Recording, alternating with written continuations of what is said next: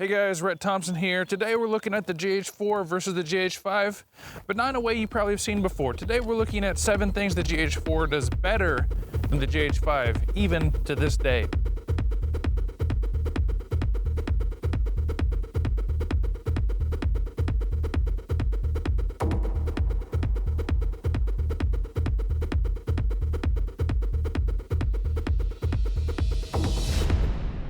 You know what? We're going auto ISO for this video, boys. Let's see how it goes.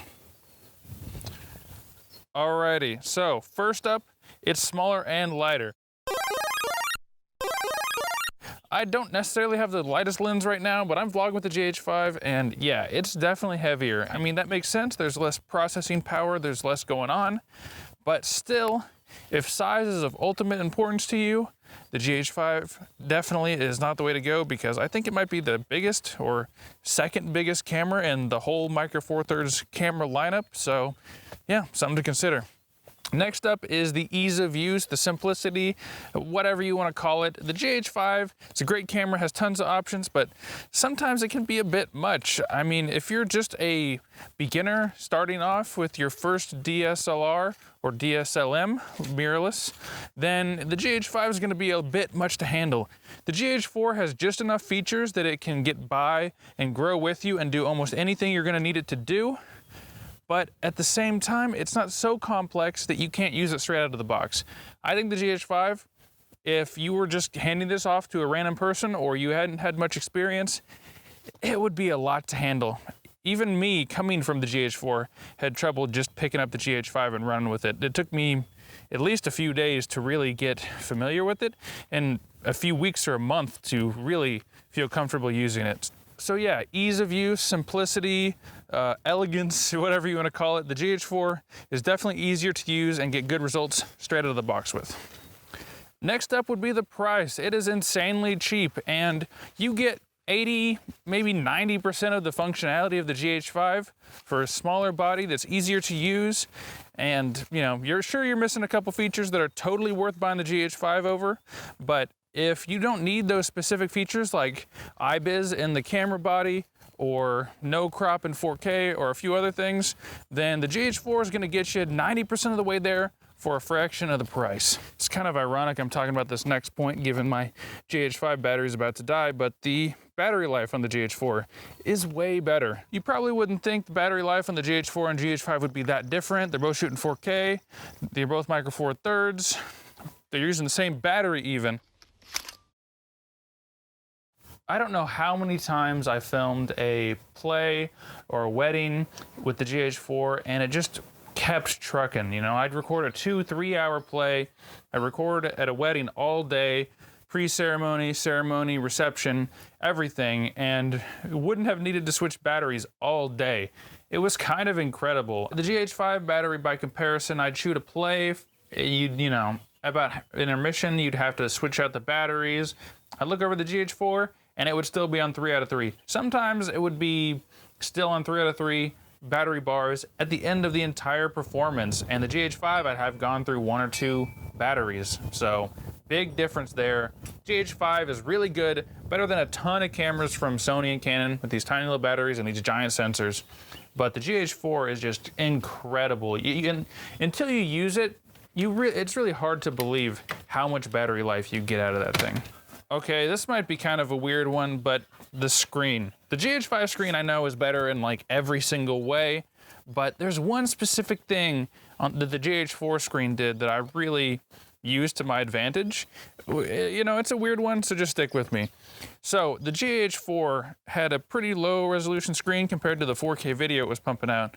And when you're recording video, you often wouldn't even need to use focus peak, in my experience, because, ooh, it's getting a little dark in here, because the screen, when stuff was in focus, would get so sharp, you would almost get over-sharpening artifacts with that down conversion happening.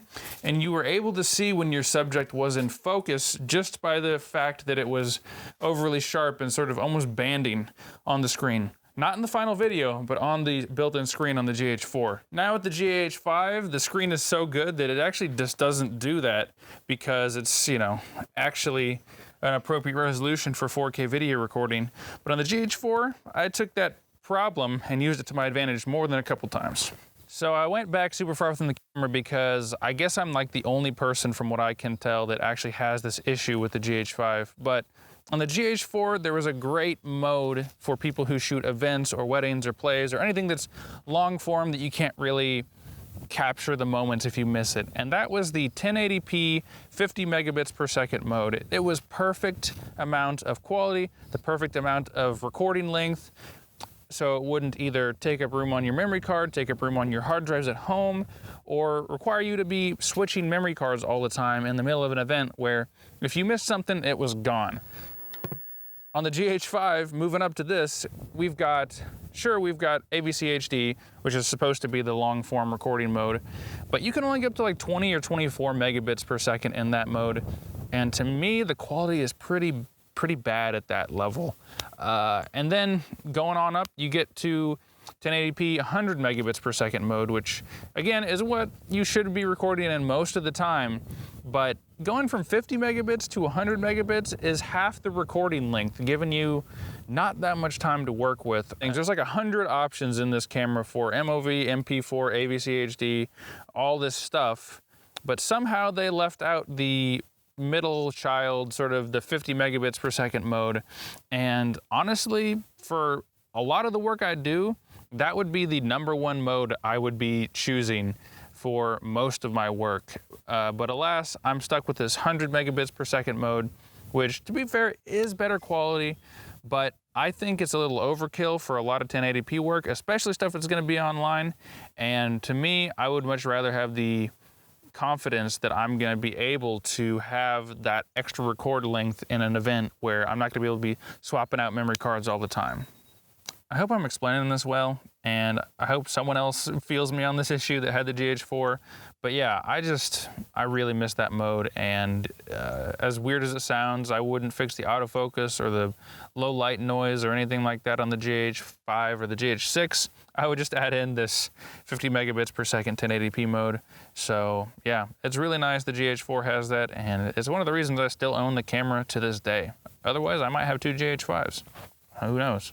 All right, we're inside here looking at the final reason. I figured we may as well just get our hands on the GH4 here. Look at him. He's still holding up pretty good. And anyway, without further ado, here is that final reason.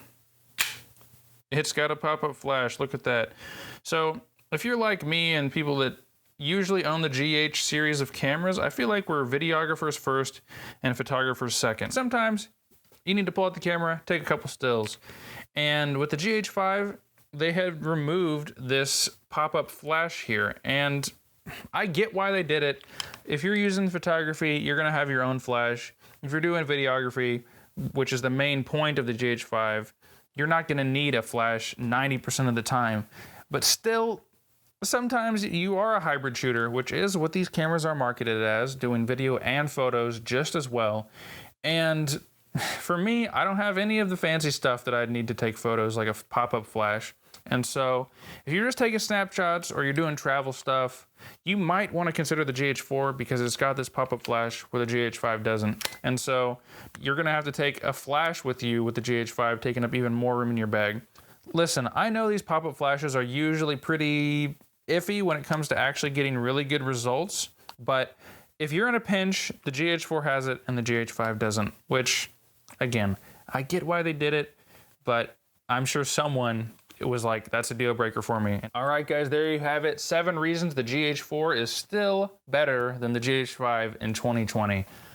I gotta say, it was a lot of fun thinking of these 7 reasons. And if you guys had fun, were entertained, or learned something, please hit that like button. It helps out a lot. It really does. And I want to hear from you guys. If you can think of more reasons why the GH4 is better than the GH5, I really want to hear them. So please leave them in the comments. And I'd love for people to be able to click on this video, see 7 reasons, scroll down, and see even more reasons why the GH4 might be better than the GH5, because it's still an amazing camera. I mean, there's still YouTubers like Nigel out there using the GH3 still, and he's really a lot more successful than me on YouTube. So the model number of your camera and the release year of your camera does not matter. as long as you're putting out quality content. And last, if you like this video or this style of videos, I'm gonna be putting a lot more videos out on the GH4, on the GH5, and just filmmaking and freelance videography in general. So if those are the cameras you use or the type of work you do, subscribe now and get notified every time a video I have goes live. Really appreciate it, and I'll see you in the next one, I hope. Subscribe. Or don't. Just watching this video is fine. I'll be happy. I'm already happy. Thank you.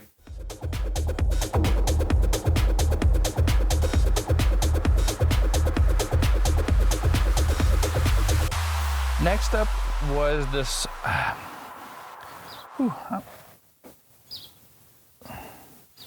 It's a wasp in my lens. It's right by my thumb. Pray for me. He's on my thumb now. Didn't like that. Didn't love it at all.